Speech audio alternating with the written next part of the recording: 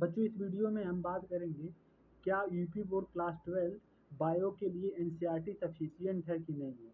कोई अलग से साइड बुक लेना पड़ेगा कि केवल एनसीईआरटी पढ़ के ही बायो में आपको 70 में 70 नंबर आ जाएगा। तो चलिए स्टार्ट करते हैं। यदि अगर जो हम लोग एनसीईआरटी को कम्प्लीटली डीप में पढ़ रहे हैं, आप जिस भी टीचर से पढ़ रहे हैं वो एनसीईआरटी को कम्प्लीटली डीप में लेके जा रहा है, तो एनसीईआरटी बोर्ड के लिए या नीट के लिए कम्प्लीटली सफिशिएंट है। लेकिन क्या होता है, जो बोर्ड लेवल के टीचर होते हैं वो एनसीईआरटी को नहीं पढ़ाते हैं, अलग से बालाजी पब्लिकेशन लेंगे, एचएम पब्लिकेशन ले लेंगे और कोई अलग से पब्लिकेशन ले लेंगे, जिसमें हमको अगर जो थोड़ी चीज़ों के बारे में पढ़ना है तो उससे बहुत ज़्यादा बढ़ा चढ़ा के दे दिया जाता है और खांची भर करके नोट्स लिखवा देते हैं। जो भी मतलब फालतू रहता है, सब उसका कुछ मतलब निकलता नहीं है। यदि बच्चे को जग भर पढ़ना है तो उसको बाल्टी भर लिखवा देते हैं, अब उसी में वो पढ़ते पढ़ते मरे।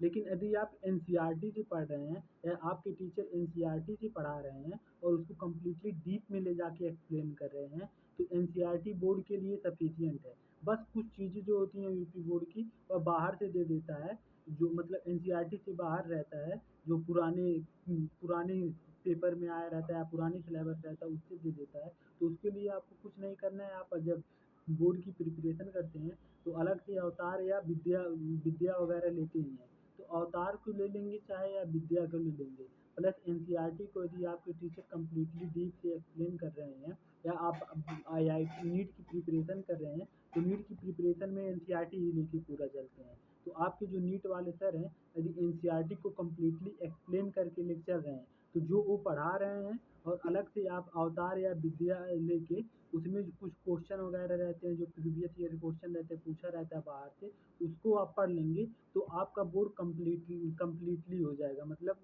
बोर्ड के लिए आपके सफिशिएंट रहेगा। आपको अलग से बालाजी एचएम पब्लिकेशन वगैरह की बुक नहीं पढ़ने देंगे, उन सब बुकों में बहुत ज़्यादा दिया रहता है। और ये जो नॉर्मल कोचिंग वाले रहते हैं वही सब पढ़ाते हैं और बहुत ज़्यादा नोट मतलब एक नोट का बंडल बस तैयार कराते हैं और उससे कुछ होता जाता नहीं है। यदि आप एनसीईआरटी को फॉलो कर रहे हैं, लेकिन डीप एनसीईआरटी लेके जाना चाहिए। ये नहीं कि एनसीईआरटी में जो लाइन लाइन दिया है उसी को लिखते चले जा रहे हैं।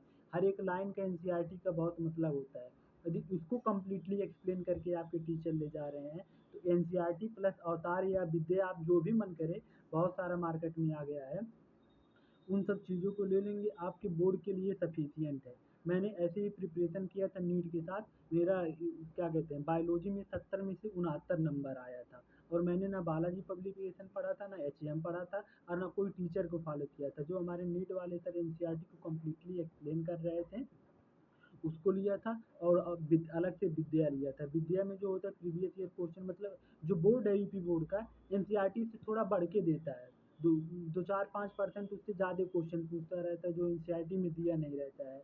जैसे कि उसमें साइंटिस्ट वगैरह पूछ लेता है यूपी बोर्ड में, एनसीईआरटी में उतना साइंटिस्ट वगैरह नहीं दिए रहते हैं। जो इकोलॉजी वाला आपका पार्ट है वहीं से ज़्यादा क्वेश्चन वेरी करता है एनसीईआरटी और बोर्ड वाले में।